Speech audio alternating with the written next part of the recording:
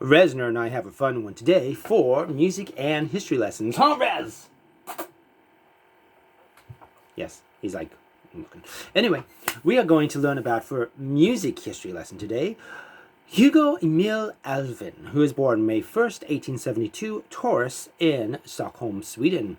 He was a significant violinist that specialized in composing and conducting choral and orchestral works. He was also a painter as well. At one point, he thought, you know what, I'm going to give up this music thing. I'm going to become a painter, but he didn't. His 1903 song, Swedish Rhapsody #1 Midsummer Vigil, has been covered by Percy Faith, Chet Atkins, excerpted by Deep Purple, and appeared in an episode of The Simpsons.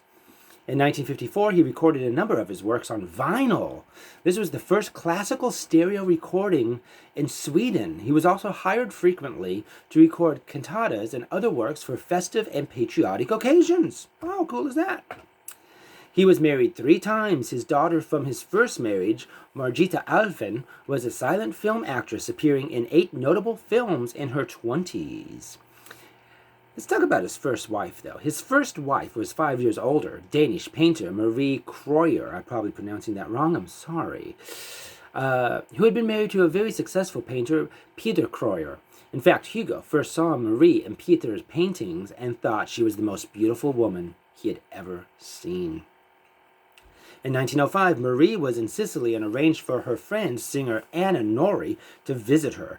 Anna was currently in Berlin staying with Hugo, so Marie invited Hugo too. Manifestation, man. After meeting, Marie asked her husband Peter for a divorce, which he denied. He finally granted the divorce after Marie became pregnant with Hugo's child. This is 1905. Although Hugo and Marie didn't marry until 7 years later, they divorced after 24 years of marriage. His autobiography is 4 volumes.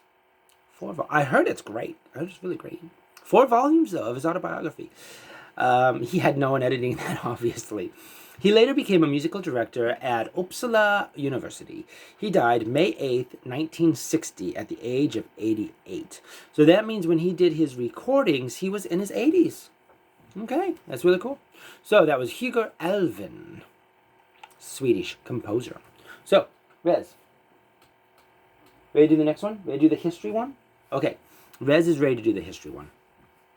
Joseph Carter Abbott. Who is this person? Well, he was one of the people that served in the Civil War. He was born July 15th, 1852. He's a Cancer the Crab in New Hampshire. He had 2 brothers and 6 sisters. He graduated from Phillips Academy in Massachusetts and was admitted to the bar in 1852. While practicing law, he was editor of the Daily American newspaper for 6 years, then editor and owner of Atlas and Bee, B-E-E, for 2 years before the Civil War broke out, and he promptly enlisted at age 36. He also helped survey the boundary between New Hampshire and Canada somewhere in that time, too. He organized the 7th Regiment, the 7th Regiment of New Hampshire Volunteers, with Colonel Putnam being in charge. However, after Putnam was killed, Abbott assumed the rank of colonel and led the regiment. Maybe the G is silent. Abbott also took part in the capture of Wilmington, and for more than 3 months was the commander of the port of Wilmington. Because of the influx of refugees and freed prisoners of war, the population of the city increased 2.5 times within a few days of the federal occupation. Food and sanitary facilities were inadequate, and disease broke out. Abbott's wife came to Wilmington to do relief work in the refugee camps, but caught typhoid fever and died. During the 1864 presidential re-election, he and his regiment, is there 2 different words to pronounce that? I almost feel like there is. I'm going to have to look that up, or let me know. Regiment went to New York City to prevent trouble. He was brevetted Brigadier General for gallant services in the capture of Fort Fisher. After the war, he settled in Wilmington, North Carolina, and founded the Wilmington Post, a pro-Republican newspaper. He and business partners formed the Cape Fear Building Company and bought 3,000 acres of pine forest. A recruited workforce of 150 built a sawmill and woodworking plant that produced railroad cars, laths, fence pickets, broom handles, and the parts for refabricated houses. That's a lot of words and syllables. I'm just a cat. Some of these products were marketed as far away as Cuba. Abbott and his associates also laid out the town for Abbotsburg, which still stands, Abbotsburg, North Carolina. Although he was condemned for his use of bribery, Republicans and Democrats alike rallied for his completion for both the W.C.&R. Railroad and harbor improvements and the many economic benefits that would follow. The arguments Abbott presented to the Senate for federally financed harbor improvements were based on carefully researched studies made by engineers and local leaders of the Wilmington area who were often Democrats. Remember, he was Republican. These were often Democrats. As a result of the local bipartisan cooperation to bring about the completion of the W.C.&R. and the improvement of the harbor, both of which owed much to Abbott's efforts, honest and otherwise, Wilmington emerged at the end of the century as an important port for cotton exports.